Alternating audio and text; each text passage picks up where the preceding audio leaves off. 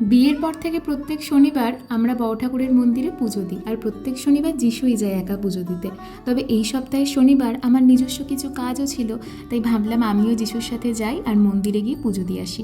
তো ঘরে সন্ধ্যাবাতি দিয়ে যিশুর সাথে বড় ঠাকুরের মন্দিরে পুজো দিয়ে সোজা চলে আসলাম অশোকনগর গোলবাজারে। আর 2 দিন পরেই তো বিশ্বকর্মা পুজো, তাই বাজারে গিয়ে দেখি বিশ্বকর্মা ঠাকুরের লাইন পড়ে গিয়েছে। আর আমাদের তো পুজোর কেনাকাটা শেষই হচ্ছে না, তবে আজকে গিয়েছিলাম অন্য একটা দরকারে।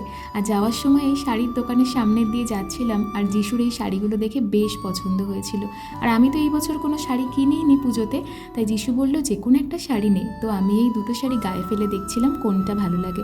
তোমরা জানিও তো কোনটা ভালো লাগছে, আর আমি কোনটা কিনেছি সেটা তোমাদের সাথে পরে শেয়ার করব। আর জানো তো, বিয়ের পরে নিজের জিনিসের থেকেও বেশি না অন্যদের জিনিসগুলোকে বেশি প্রাধান্য দিতে হয়।